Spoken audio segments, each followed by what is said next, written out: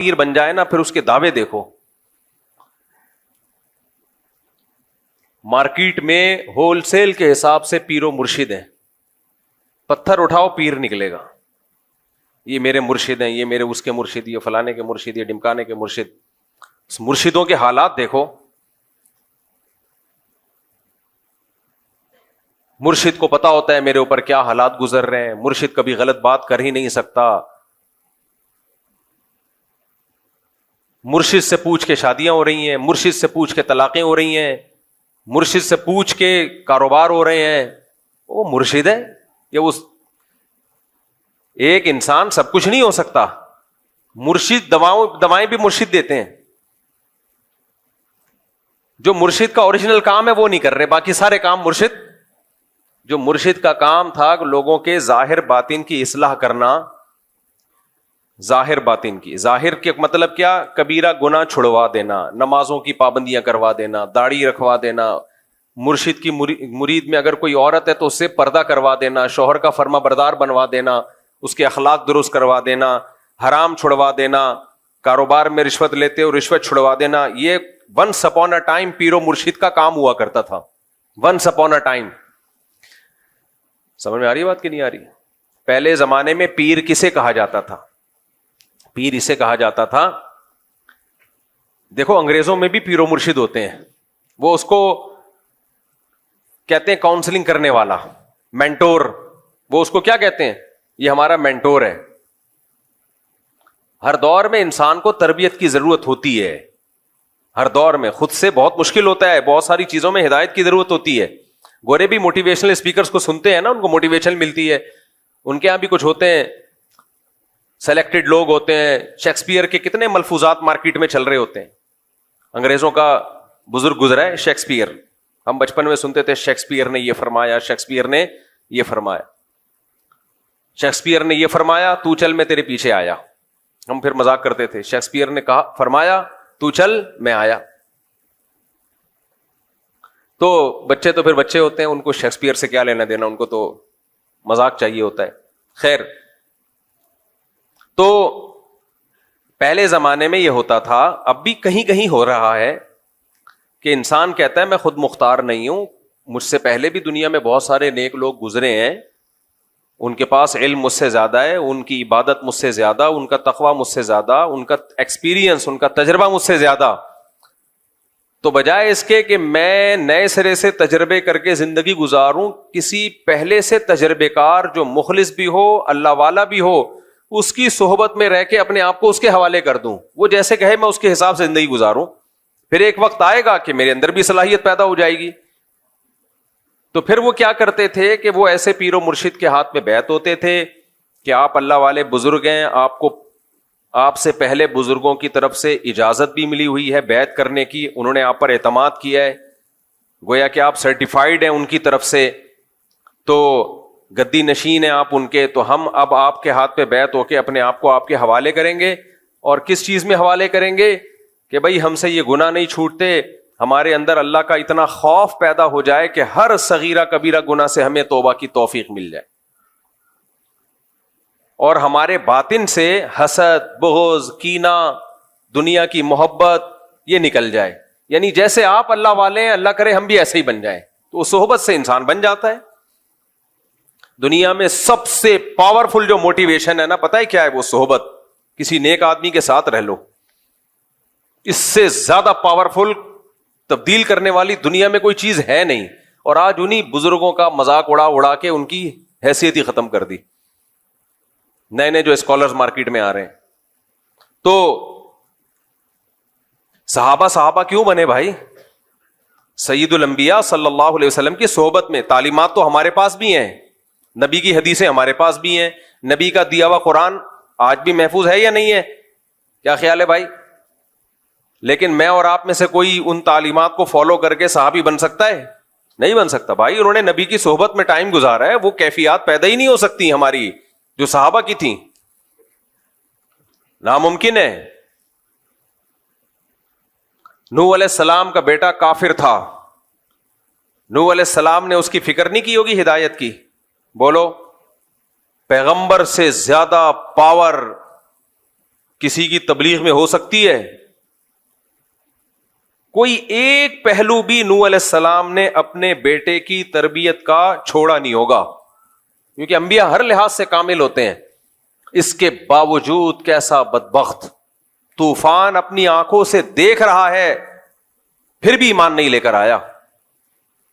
نوح علیہ السلام نے بتایا کہ اس وقت بارش ہوگی، طوفان آئے گا.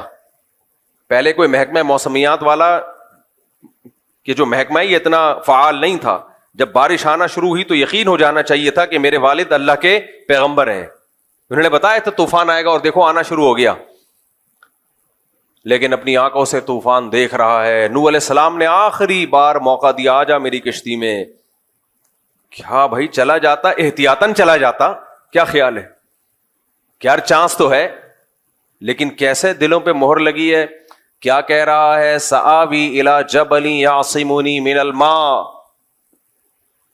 میں ان قریب پہاڑ پہ چڑھ جاؤں گا جو مجھے پانی سے بچا لے گا. نوح علیہ السلام نے کہا لا عاصم اليوم، آج اللہ کے عذاب سے بچانے والا کوئی بھی نہیں ہے. اور اسی دوران ایک بڑی لہر آئی اور اس کو ڈبو دیا اس کو. تو یہ کیوں نوح علیہ السلام کا بیٹا اتنا سخت دل کیوں تھا؟ صحبت جو چاروں طرف اس کو ملی ہے وہ نیک لوگوں کی بولو نہیں تھی، وہ برے لوگوں کی صحبت تھی. چاروں طرف غیر مسلم، چاروں طرف اللہ کے باغی. نوح علیہ السلام کا بیٹا ان کے ہاتھوں سے نکل گیا. لوط علیہ السلام کی بیوی،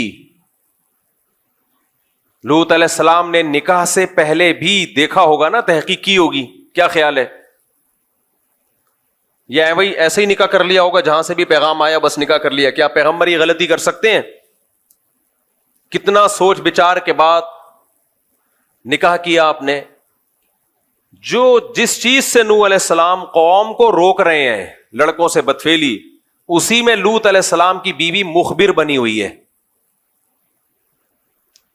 مخبر بنی ہوئی ہے. وجہ کیا تھی بھائی؟ چاروں طرف ماحول برائی کا. اس لیے میں بار بار کہتا ہوں جو لوگ یورپ میں جا کے رہتے ہیں فیملیوں کے ساتھ، وہاں گیدرنگ تلاش کرو، مسلم کمیونٹی تلاش کرو، وہاں جا کے رہو. اڑوس پڑوس میں مدرسہ، مسجد، مسلمان نظر آئیں آپ کو، نیک لوگ نظر آئیں.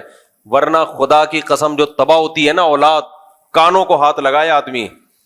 وہاں سستے کے چکر میں کچھ لوگوں نے کیا کیا، ابھی تو میرا امریکہ سے ابھی بھی آیا ہوں نا، تازہ تازہ، وہ مجھے وہ یاد آ جاتا ہے، ان کا وہ کلپ بنایا تھا تازہ تازہ والا. خیر، وہاں کچھ لوگ کیا کرتے ہیں، سستے کے چکر میں، امریکہ میں لا یہ ہے کہ جو بھی گاؤں دیہات میں یا دور رہے گا نا تو اس کو بینیفٹس بہت ملتے ہیں. ان لوگوں نے ہر چیز میں پلاننگ کی ہوئی ہے. وہ چاہتے ہیں ہمارے ملک کی آبادی بڑھے اور بہت زیادہ بڑھے، لیکن اس کی پلاننگ کا انہوں نے طریقہ یہ اختیار کیا ہوا ہے کہ سبب میں جا کے رہو، دور دور رہو شہروں سے، ایک ہی جگہ گھسو مت. ہم ڈھاکہ گئے نا بنگلہ دیش میں، ماشاءاللہ بہت آبادی، لیکن اتنا چھوٹا شہر، اسی میں سب ہیں. اب ایک فیملی کے 8-10 بچے پیدا ہوئے تو اوپر والے پورشن میں، اس کے مزید پیدا ہوئے تو اس سے اوپر والے پورشن میں، مزید ہوئے تو اور اوپر والے پورشن. ابے بھائی کیا معراج پہ جا رہے ہو؟ کیا کر رہے ہو؟ آسمان پہ جا رہے ہو کہ ستارے توڑنے کا ارادہ ہے؟ آبادی کو پھیلاؤ نا. اس کا نقصان کیا ہوتا ہے؟ حالانکہ بنگلہ دیش میں اسپیس بہت ہے، بہت اسپیس ہے بنگلہ دیش کے پاس، بہت خوبصورت کنٹری ہے. بھائی پھیلاؤ آبادی کو. لیکن یہ کام عوام کا نہیں ہوتا، یہ پلاننگ کس کی ہوتی ہے؟ گورنمنٹ کی. گورنمنٹ جب صحیح ہوتی ہے تو پلاننگ کرتی ہے پبلک کے لیے تو سب خوش ہوتے ہیں. ہمارے یہاں گلستان جوہر میں دیکھ لو، کھارا در میں دیکھ لو، یہی ہو رہا ہے. بلکہ مجھے تو ایسا لگتا ہے کھارا در میں نیچے کو جا رہے ہیں، دھستا جا رہا ہے کھارا در. تو گھسے چلے جائیں گے، گھسے چلے جائیں گے. پھر میرے اوپر اعتراض کرتے ہیں کہ آبادی پہلے ہی اتنی بڑی ہوئی ہے، لوگوں کے پاس رہنے کی جگہ نہیں ہے، اور یہ مولوی کہتا ہے دے دنا دن بچے پیدا کرو. بھائی بچوں پیدا کرو، جگہ بہت ہے. آپ کا دماغ خراب ہے کہ ایک ہی جگہ پہ گھس رہے ہو. اب میں نے اللہ کا فضل سے، اب جب میرے اتنے سارے بچے ہیں تو ایک کمرے میں تھوڑی گھسڑے ہوئے ہیں سارے. میں نے ایک کمرے میں ان کو سب کو گھسیڑ دوں یا ایک 2 کمروں کے گھر میں 4 بیگمات اور 18-19 بچے گھسیڑ دوں تو یہ اپنے ساتھ بھی ظلم ہوگا, ان کے ساتھ بھی ظلم ہوگا. پھیلاؤ بھائی, دور دور کرو, سستی جگہ لو, دور لو سستی جگہ. تو اب وہاں گورنمنٹ کیا کرتی ہے, کیونکہ گورنمنٹ وہ لوگ بہرحال اپنی قوم کے ساتھ خیر خواہ ہیں, وہ لوگ دوسروں کے ساتھ جیسے مرضی ہوں. وہاں گورنمنٹ یہ کرتی ہے کہ بھائی وہ کہتی ہے کہ جاؤ دور دراز علاقوں میں جا کے رہو, تمہیں وہاں زیادہ سہولتیں ملیں گی, ٹیکس کم سے کم ہوگا. اب ٹیکسز ایک جگہ ہے جہاں اسپیس بہت بڑا صوبہ ہے, گورنمنٹ نے بول دیا, پالیسی بنا دی, جو امریکہ کی اسٹیٹ ٹیکسز میں رہے گا اس کا ٹیکس کیا ہوگا, ٹیکس فری ہوگا وہ یا کم ہوگا. تو اب جیسے ہی کسی شہر میں آبادی بڑھتی ہے, لوگ سستے کے چکر میں کہاں چلے جاتے ہیں, ایسی اسٹیٹس میں جاتے ہیں جہاں کھلے ڈلے ہیں. ہمارے یہاں ایسی کوئی پالیسی نہیں ہے. ایک زمانے میں تو پورے پاکستان کی آبادی کراچی کی طرف رخ کر رہی تھی, پھر یہاں حالات خراب ہوئے تو تھوڑا سا باہر ہو گئے, ورنہ سب کراچی کراچی کراچی کراچی. ماشاءاللہ کراچی ہے بھی ایسا برکت والا شہر, تو سب آگے یہاں کیا نتیجہ نکلے گا میرے بھائی, پھر اوپر جاتے رہیں گے جاتے رہیں گے جاتے رہیں گے, فلیٹوں میں گھسے کھڑکیوں سے نکل کے گر رہے ہیں. تو خیر کہاں سے کہاں میں چلا گیا. تو بنگلہ دیش میں ڈھاکہ شہر کی آبادی اتنی ہے کہ وہاں کی گورنمنٹ کو چاہیے کہ اس جیسا ایک اور شہر آباد کرے اور بولے اب اس شہر میں رہنے کی مزید کسی کو اجازت نہیں ہے. یہ پلاننگ کون کرتی ہے, حکومت کا کام ہے یہ. تو ہمارے ملکوں میں چاہے پاکستان ہو, چاہے انڈیا ہو, چاہے بنگلہ دیش ہو, ہم ہیں تو تینوں ایک ہی ماں باپ کی اولاد نا. ابے انڈیا, پاکستان, بنگلہ دیش یہ ہیں اصل میں ایک ہی باپ کی اولاد. بعد میں اختلافات کی وجہ سے جیسے 3 بھائیوں میں لڑائی ہوتی ہے تو شادی کے بعد الگ الگ ہو جاتے ہیں, تو ہم لوگ بھی کیا ہو گئے, انڈیا پاکستان بنگلہ دیش الگ الگ ہو, لیکن ہیں اصل میں کیا, بلڈ ایک ہی ہے. تو حرکتیں تینوں کی سیم ہیں, حرکتیں ہم تینوں کی سیم ہیں. ان حرکتوں میں یہ بھی کہ اسپیڈ فل ہے, مینجمنٹ 0 ہے. اب گورنمنٹ کہتی ہے اسپیڈ روکو, نا نا نا نا نا نا, اسپیڈ نہیں روکے گا. ہمارا سرمایہ اولاد ہے بھائی, ہمارے لیے سب سے بڑا گفٹ قرآن کی نظر میں کیا ہے, اولاد. کیوں روکے بھائی, ہم پاگل ہیں کیا, اپنی خوشیاں چھین لیں ہم. تم پلاننگ نہیں کرتے آبادی کو پھیلانے کی, تو ہم تمہاری نااہلی کی وجہ سے اپنی خوشیاں چھین لیں ہم بھائی, اپنے گھروں کی رونق کو ہم ختم کر دیں, یہ نہیں ہوگا. تو خیر, تو کہاں سے کہاں چلا گیا بھائی, یار بات کیا چل رہی تھی. دیکھو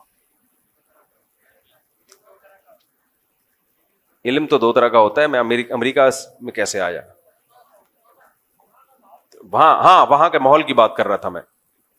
تو اب وہاں بعض لوگ کیا کرتے ہیں کہ ان کو پتا ہے کہ یہاں مسلم کمیونٹی ہے چاروں طرف, یہ گجرانوالہ کا ہے, یہ گجرات کا ہے, وہ کراچی کا ہے, وہ پشاور کا ہے, یہ سارے اپنے لوگ ہیں.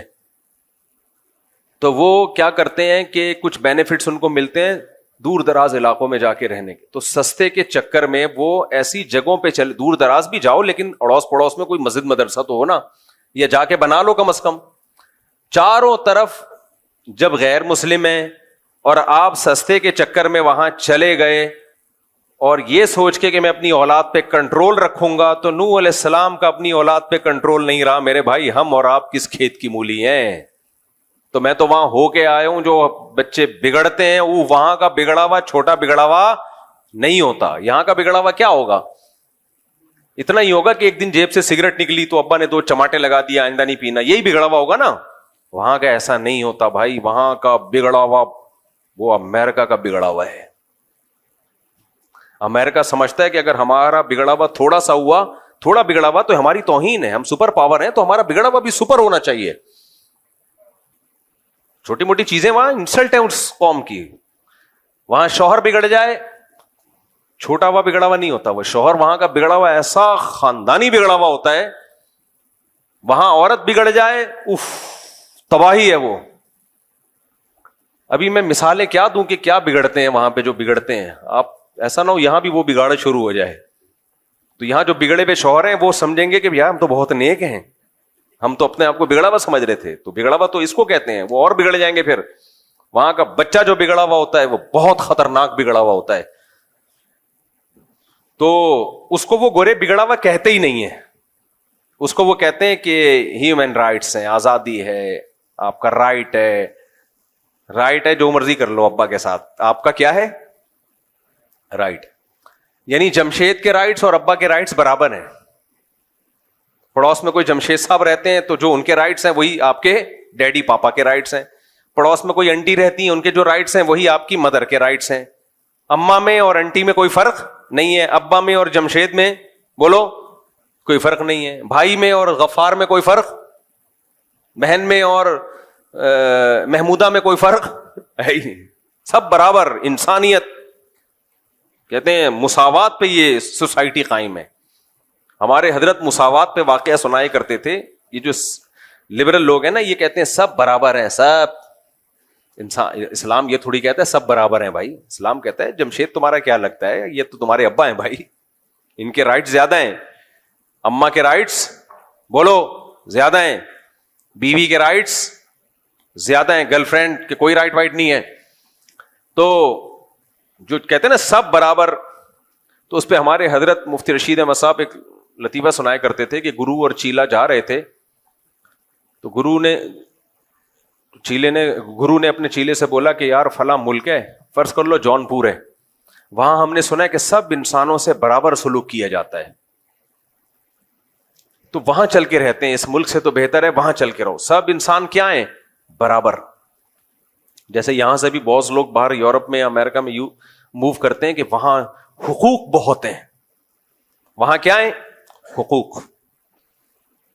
ایک خاتون کا ونس اپون اے ٹائم جب میں کال سنا کرتا تھا, فون آیا کہ میں مفتی صاحب میں آپ سے مشورہ لے رہی ہوں, میں اسلام آباد چھوڑ کے جا رہی ہوں. لبرل انٹیوں کا اسٹائل بھی یہ ہوتا ہے نا, میں پاکستان چھوڑ کے جا رہی ہوں یہاں سے. میں نے کہا خیریت کیوں؟ یہ گھٹن والا ملک ہے, یہ کیا ہے یہاں کیا ہے گھٹن. میرے ڈیڈی مجھے ڈانٹتے ہیں, میری ماما مجھے ڈانٹتی ہیں, بات بات پہ روک ٹوک, یہ پہنو یہ نہیں پہنو, گھٹن کا ماحول ہے. پہلے مجھ سے مسئلہ پوچھ رہی تھی کوئی, پھر میں نے کہا ایک تو مجھے لگا کہ یہ تو اسلام سے ہی فارغ ہو گئی ہے. خیر, تو یہ والی انٹیاں جب باہر جاتی ہیں نا, گھٹن کا ماحول, تو ان کی عمر جب تھوڑی سی ڈھلکتی ہے, سمجھ رہے بات کو, پھر ان کو پتا چلتا ہے کہ وہاں جو روک ٹوک تھی نا ہمارے ماں باپ کی طرف سے, وہ روک ٹوک ہمارے فائدے کے لیے تھی, اور اب ہم وہ روک ٹوک اپنی اولادوں پہ بھی نہیں کر سکتے. کچھ بھی نہیں ہے, بچہ پیدا کر لیا آپ نے ایسے جیسے بلی پال لیا آپ نے, سمجھ رہے ہو, بلکہ بلی بھی تھوڑی دم ہلاتی رہتی ہے, گھر چھوڑ کے نہیں جاتی. تو بچہ اور روبوٹ میں کوئی فرق نہیں ہے, الا یہ کہ کوئی بچہ ایکسٹرا آرڈینری کوئی اللہ کی طرف سے اس میں کوئی الگ سے سافٹ ویئر انسٹال ہوئے ہوئے. ہاں جو دیندار ہیں ان کی بات نہیں کر رہا میں. ایک تو فوراً کمنٹس نیچے بہت آنا شروع ہو جاتے ہیں, ہمارے یہاں تو ایسا نہیں ہے, ہم تو یہاں 20 سال سے رہ رہے ہیں امریکہ میں. بھائی آپ کے علاوہ کی بات کر رہا ہوں میں, آپ کی بات ہی نہیں کر رہا میں. جنہوں نے کنٹرول کیا ہوا ہے, دینی ماحول دیا ہوا ہے, وہ الگ ہے. تو خیر, تو اب کیا ہے, تو وہ کیا ہے کہ سستے کے چکر میں رہتے ہیں, ایسی جگہوں پہ جا کے 4 مہینے تبلیغ میں لگے ہوئے, سال ابا کے تبلیغ میں لگے ہوئے. بچہ مرتد ہو گیا ہے, ملحد ہو گیا, خدا کا منکر ہے, خدا کا انکار کر رہا ہے وہ, کیونکہ چاروں طرف سن کیا رہا ہے وہ اسلام کے اگینسٹ باتیں سن رہا ہے چاروں طرف. اور پھر اٹریکشن اتنی ہے, شراب کباب, اسلام تو ان سب چیزوں سے روکتا ہے. تو وہ اپنے ابا کو اماں کو بیوقوف سمجھنا شروع کر دیتا ہے کہ یہ بیوقوف ہے. بھائی تھوڑے دنوں میں تمہیں پتا چلے گا کہ بیوقوف کون تھا, کون بیوقوف تھا. خیر, تو وہاں جب رہتے ہیں تو اس صحبت کے اثرات کیا ہوتے ہیں؟